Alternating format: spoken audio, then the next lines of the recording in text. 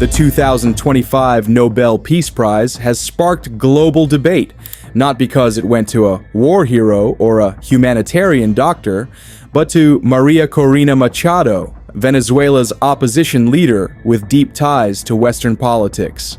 While many see her as a fearless fighter for democracy, others question how someone who once praised Benjamin Netanyahu and dedicated her prize to Donald Trump could be the symbol of peace in a year when Gazan doctors, journalists, and aid workers literally died trying to save lives and tell the truth. Their courage under fire, healing the wounded, documenting atrocities, represents the raw essence of peace the world longs for. Let's look deeper into 10 facts why Machado's Nobel win is so controversial, and why countless unsung heroes in Gaza may have been far more deserving of that golden medal.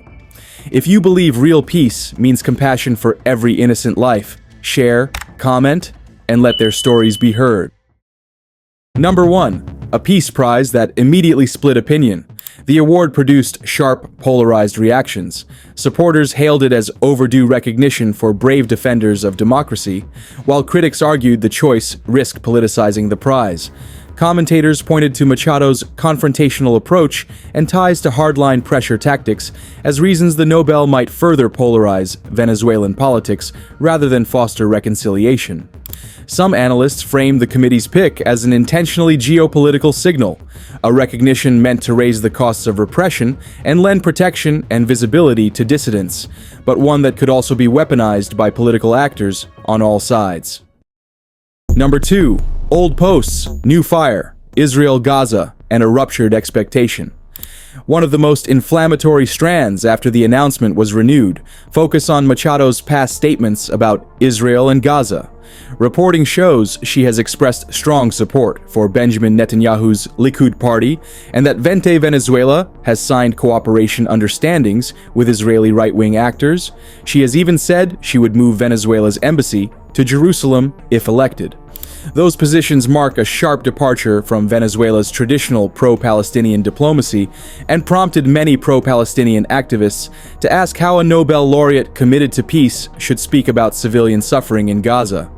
The criticism underscores the tension between pro-democracy credentials and foreign policy stances. Don't forget to comment, "Peace for Gaza, peace for humanity," in the comment section below.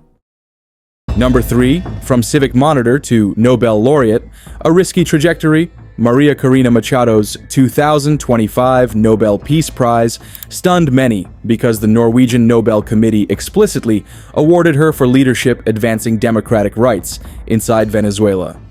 An industrial engineer by training, Machado co-founded the vote monitoring group Sumite early in her political career and later led Vente Venezuela. She was barred from running in the 2024 presidential contest, went into hiding citing threats, and continued organizing parallel tallies and international advocacy that documented alleged electoral irregularities. The committee framed her work as defending the foundational rights of expression, representation, and civic participation. Rights, it said, are prerequisites for lasting peace.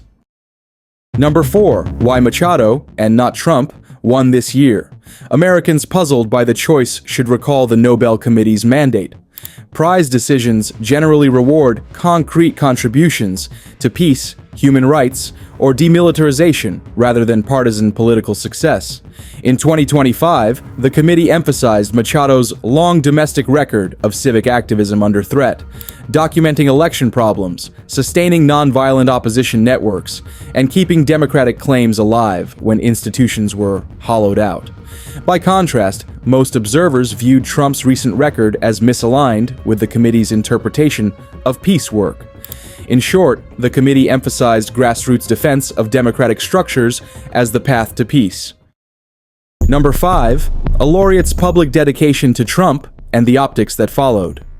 Following the announcement, Machado publicly dedicated part of her Nobel to U.S. President Donald Trump, a move that amplified debates about partisanship and the international dimensions of Venezuelan opposition politics. Trump had openly sought recognition from the Nobel in recent years, and Machado's dedication was widely interpreted as political signaling, both a thank you to a powerful ally and evidence to critics that her movement benefits from alignment with certain foreign actors. Supporters say the dedication reflected gratitude for concrete U.S. pressure that they argue helped protect activists. Opponents say it blurred the line between civic resistance and partisan foreign alliances. Number 6. Nobel could have gone to Dr. Hussam Abu Safia, a lifesaver under fire. One major alternative candidate often mentioned is Dr. Hussam Abu Safia, pediatrician and director of Kamal Adwan Hospital in northern Gaza. Reports say he remained at his post throughout bombing and blockade, losing his 15-year-old son, being injured himself, yet continuing to treat children, coordinate vaccination campaigns in rural Gaza, and managing medical missions even as the healthcare system collapsed. He was arrested, allegedly used as a human shield, and detained without charge. Supporters argue that his courage, humanitarian service under constant threat, and steadfast defense of life embody the spirit and intent of the Peace Prize, a symbol that compassion and saving lives count as peace work. If Machado's selection was for resilience in political struggle, Dr. Abu Safia could have represented resilience in medical and humanitarian struggle for civilians facing war. Number 7. Brave reporters on the front line, honoring voices of Gaza. Another strong set of potential laureates are Palestinian journalists, photojournalists who risked, and in some cases lost, their lives to report the reality in Gaza. Names like Mariam Abu Daga, killed by Israeli forces at Nasser Hospital in Khan Yunis, while documenting malnourishment and the suffering of displaced children. Fatima Hassouna, who documented forced evacuations, civilian deaths, and destruction of homes, and whose final social media posts showed dusk and an ordinary sunset amid devastation. And Plestia Alakad, who fled for safety but continued to publish first-hand daily reports. Also among them was Saleh al-Jafarawi, shot and killed in Sabra neighborhood of Gaza City just days after a ceasefire between Israel and Hamas. He had been reporting war damage and crises, found wearing a press vest. His death sparked international outcry, highlighting how even during fragile pauses in conflict, journalists risk everything just to witness and tell the story. To you, who's more deserving? Machado or these humanitarian heroes? Share your valuable thoughts in the comment section below. Number 8. A peace prize while people still suffer. Fragile symbolism. The prize arrives against a backdrop of ongoing violence, economic collapse, and mass migration from Venezuela, realities that complicate any peace storyline. Backers argue the Nobel brings visibility and a measure of international protection for activists. Human rights groups hope it increases pressure for humanitarian access and negotiations. Skeptics caution that symbolic honors do not automatically deliver negotiated transitions or immediate relief for civilians, and they warn that elevating an opposition leader can harden the regime's rhetoric and potentially trigger reprisals. The real test will be whether the attention translates to safer conditions and expanded humanitarian aid. Number 9. The moral tightrope, demanding democracy while ignoring humanitarian empathy. Several human rights advocates reacted to Machado's Nobel by urging a clearer, more humanitarian-centered tone on conflicts beyond Venezuela, notably Gaza. Critics say that openness to foreign pressure or unqualified support for governments engaged in heavy military action risks sidelining empathy for civilian suffering. Many observers insist you can and should defend democratic rights in Venezuela, while also unequivocally condemning actions that produce mass civilian harm elsewhere. After the award, voices across civil society urged Machado to emphasize consistent humanitarian concern, especially for Palestinians who are suffering acute civilian losses. Number 10. Prize as protection or provocation. What might come next? The Nobel could invigorate Venezuela's fractured opposition, galvanizing diplomacy, attracting resources, and raising Machado's personal security by putting a global spotlight on her cause.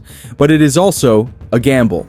Regimes can frame such recognition as foreign meddling, and oppositions can be accused of trading domestic goals for international endorsements. Optimistically, the prize can catalyze negotiations, humanitarian corridors, and international leverage for peaceful transition.